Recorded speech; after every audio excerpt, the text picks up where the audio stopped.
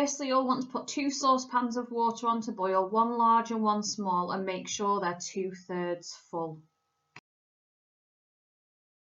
Open the chicken leg. Dispose of your packaging straight to the bin. We don't want it lurking around on the desk.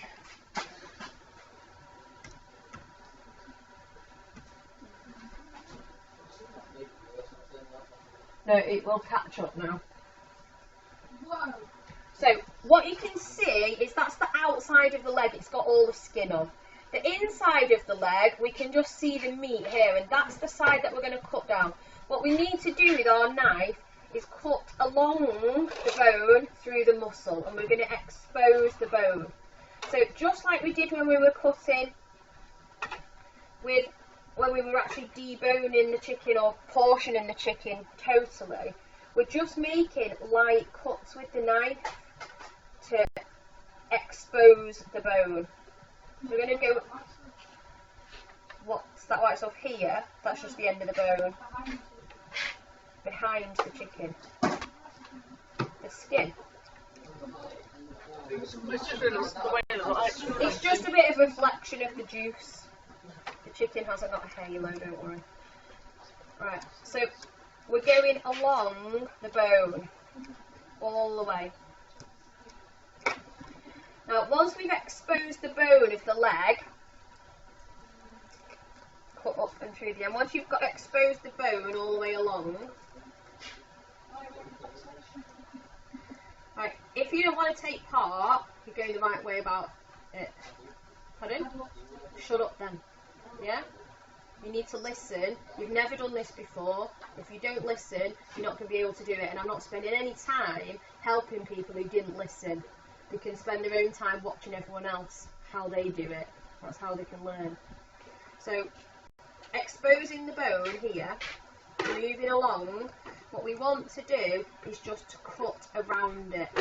We're trying to keep all of the leg meat intact. Now I can go underneath this bone now. What I'm going to do is free up this leg. So I'm going to cut down. Now remember, this bit of the leg has actually got a pin bone in it. And then what we want to do is be able to go under the bone here. Remember, I'm not cutting towards my hand. So we've freed the bones. Now what I've got is all the leg meat is just still attached around the ligaments of the knee. So when you're removing the meat from the knee, do it carefully because you want as much muscle as possible, because that's the meat, that's what we want to eat. Now one thing you can see here is the kneecap. So I'll show you how to sort of cut that out, because it will stay in the meat unless you remove it, and that's not something that you want to be eating. So just gently releasing the bones from the meat. Okay, so that will take us to this stage. So I've now got a piece of thigh meat that's opened up and leg meat. If you can see any bits of tendons sticking out, trim them off. You particularly get them around the end of the drumstick. If you've got any loose bits of skin, trim them off. And if you can feel the knobble of the kneecap cartilage, just cut that out very carefully. It might leave you with a little hole, but that's alright. Okay, so what we've now got, you want to run your fingers over it and check there's no cartilage left. What we've now got is a piece of meat. It's quite flat. What we're going to do is then stuff that. So clear this out of your way.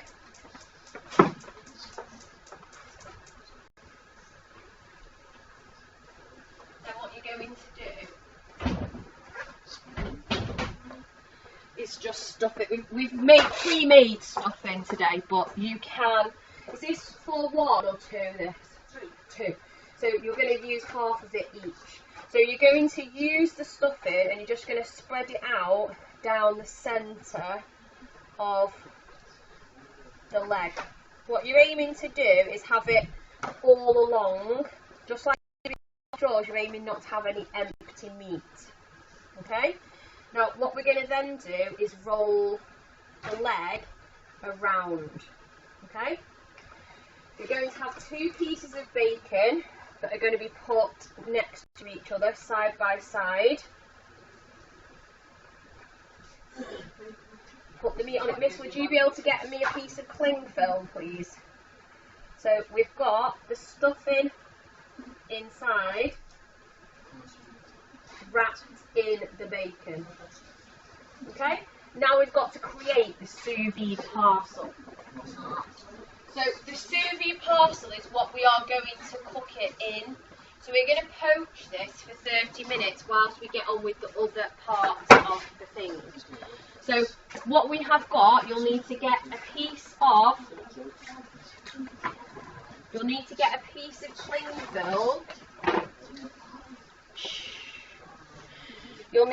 a piece of cling film. Now, the piece of cling film needs to be quite big. You're going to put the meat into the centre of the cling film. You are going to bring one side of the cling film over and up to meet the other, and you're going to wrap it around. What you want to do is create a really tight seal, so you're going to wrap it up like a little gift. If you want to sort of tie the ends, you can. Now, the aim with this is that it forms a tight seal around that. That is then going to go into this large pan of water to cook. Now, I haven't quite got enough water in there. Which kettle did you boil this? Oh, I meant to do.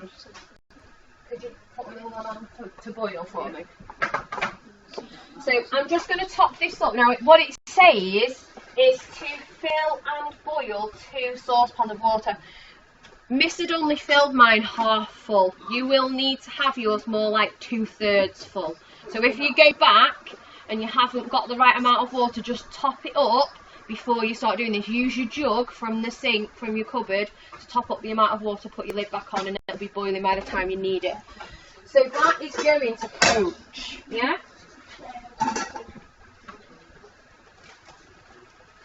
Look, this is high level cookery, lads. This is top notch. If you cook a dish like this in year 11, this will get you top marks. Obviously, if your other dishes are right. So, once we've prepared the ballotine, that's the ballotine, it's now being cooked sous vide. It's now being cooked sous vide. What we're going to do is just move on to the other bits. The first thing I'm going to do is get my spudding to cook. So, potato. So, if your potato looks a bit gnarly,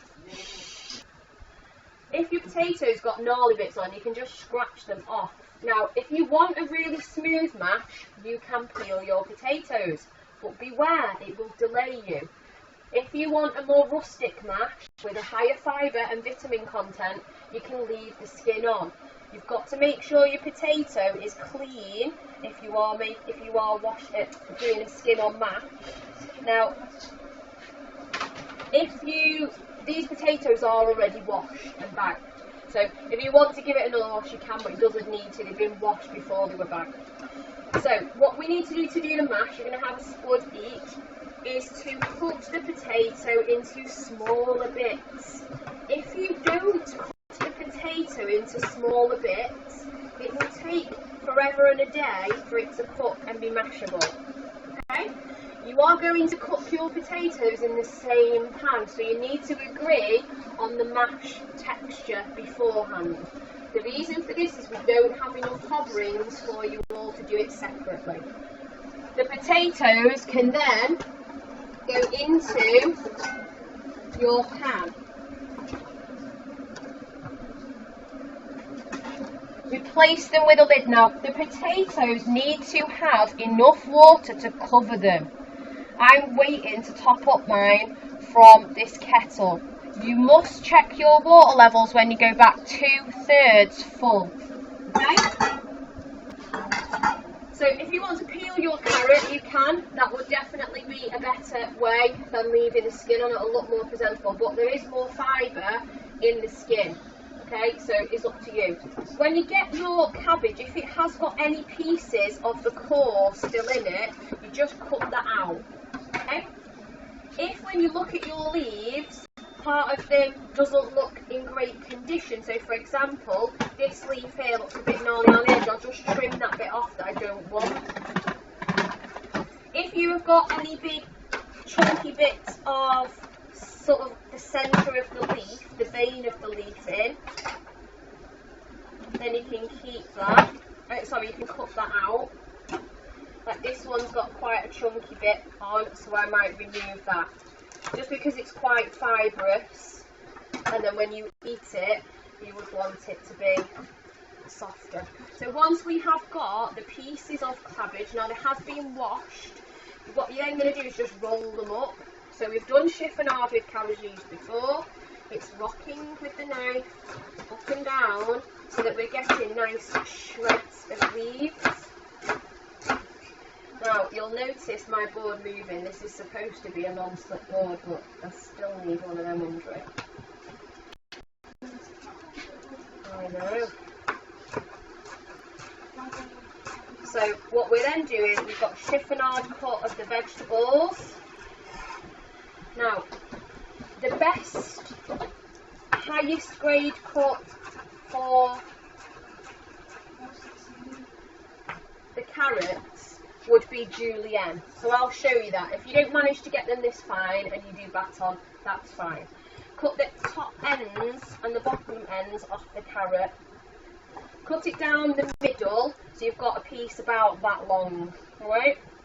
It's a minute it's rolling around, so what we need to do is just carefully square off an edge, and then you can put it on its square edge. Okay? Then what you want to do is to just cut some thin slices down. Okay? Once we've got those thin slices, we can then start to process the carrot. So we're going to put the carrot into long, thin pieces. Alright? You must be careful when cutting with a chef's knife, when cutting in small pieces, because if you don't have your knife grip correct, you will cut your own fingers badly, and I have done that in my own experience. It is not fun. So you must have your fingers tucked right in and your thumbs tucked right in. Now equally, you can do that with this knife, but because we've used it for chicken, make sure that you wash it. You want to use that. You can still do Julienne with a paring knife, so don't feel like you have to do it with a chef's knife. What we're aiming for is nice, thin, sort of matchstick size pieces of carrot. Now, you've got different options for cooking these. It does say to steam them for 10 minutes on your recipe. We're going to have not that much room in the steamer, so you can steam it if you like, and you might have to wait for the steamer. Now, if you prefer, what you could do is once your chicken comes out, you could boil the carrots in that water, and you could pan fry the cabbage in the pan when you finish. I'll show you how to do that. Okay? The steamer's over here if you prefer to steam. Miss and I will show you how to do that. One thing to take care of with all your lids today is make sure you're lifting them towards you, because if you don't, the steam will come towards you and scald your arms. So you must lift the pan lid towards you. Okay? Just moderating the heat to keep it at a simmer on both pans. Okay? Now, with the sous vide, with this, what we're aiming to do, we'll need the temperature probes, miss. What we're aiming for is the chicken to be 75 all the way through. We won't know that just by looking at it. We will only know that by testing the temperature. Okay? Now the second part requires a clean red chopping board, so you'll need to wash the chopping board as soon as you're done, so that you can unwrap the cooked meat on it. We will be using the frying pans during this second bit, and if you are on an electric cooker, you will need to preheat your pan with plenty of time to be able to get it at the right temperature.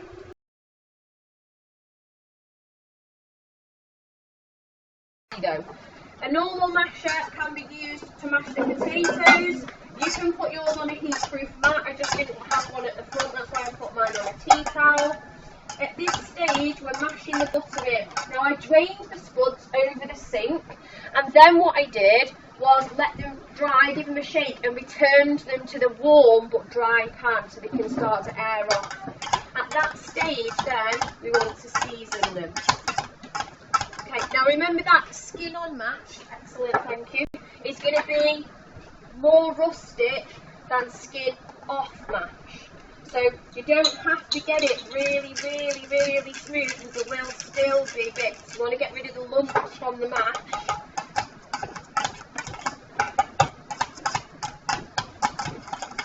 Now, if you wanted to take this dish to another level and you did creamy mash, you could actually pipe the mash onto your plate.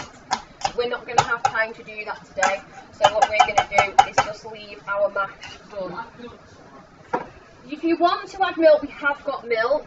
You can add a bit if you wanted to make it more creamy. We've got whole milk for that.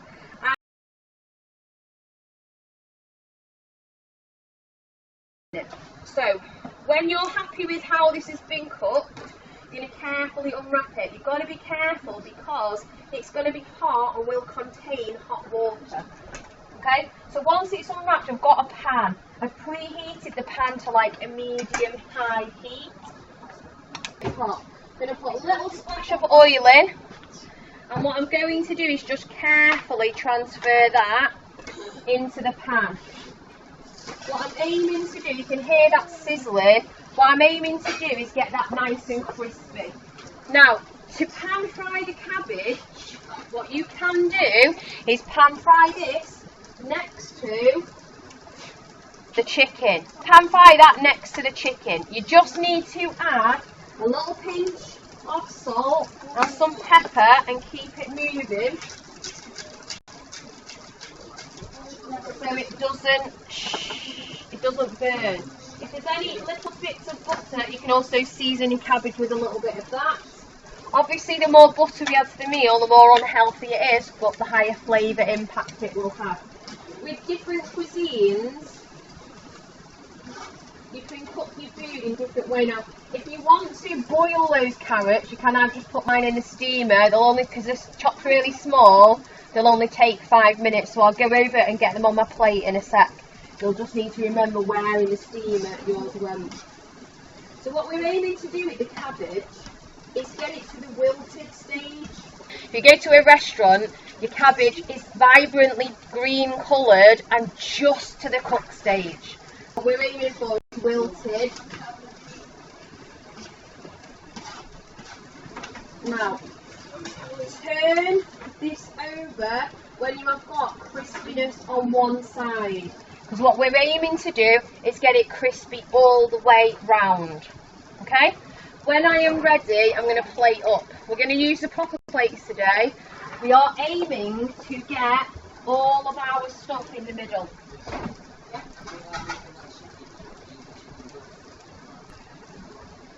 Are we using the chicken breast? Oh yeah, you could. You could just buy a chicken breast from the shop, slice it open and do it with that. We've taken it to the whole next level by debone it. But you could do the same dish, just with a chicken breast. Now, plates. You are aiming for a clean plate. Oi, I don't want mucky fingerprints round the edge. We're going chefy today, not amateur greasy fingerprints on your plate. All your food is going to be in the middle. You have got two options. If you want to dress your meal with a little bit of sauce, we can make a little peppercorn sauce, and I'll show you how to do that in a moment. If you don't have time to do the sauce, don't worry, you don't need it for this dish. It's totally okay without. Okay, so keep this moving in the pan to get it brown on all sides. You'll probably need to get 4 sides done. And as you can see, that has wilted down really the frying pans, in your pairs you can use the bigger frying pans and put 2 things in. Or you can clear your decorative pan and have a small frying pan each to do this in. It's up to you. Once you've done the mash, you can, to keep it warm, just pop your lid back on. I've got mine off at the minute, but I want to keep the heat in, so I'll pop that on now. So all sides of this crispy as we can get them, and then we're going to plate up. If you want to warm up your plate before serving, you can do. You just run it under the hot running tap and then dry it with a clean cloth. So to get a quenelle, you need 2 spoons, and what you're going to do is you are going to just trim off your excess mash. The aim is to get a 3-sided triangular shape of mash. That's a quenelle. If you don't want to do a quenelle and you just want to blob it on, that's totally okay as well, but it will not get you as high marks for presentation. We don't have any triangular moulds, so if you want to do a quenelle, you need to do it like that.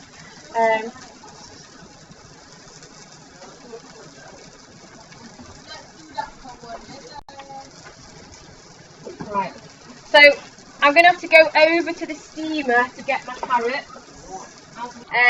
What you'll want to do with the final bit is also get your greens on the plate.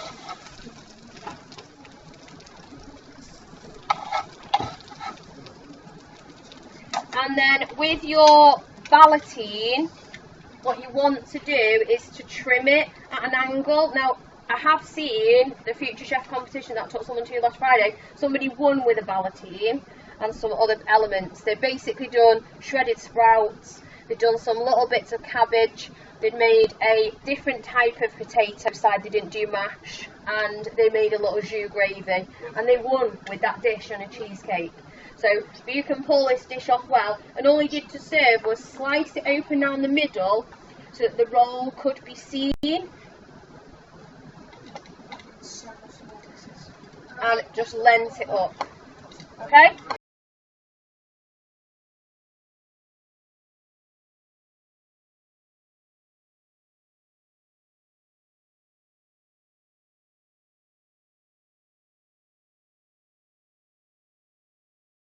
So firstly, wipe out your frying pan with a piece of kitchen roll and then add a 10-gram cube of butter.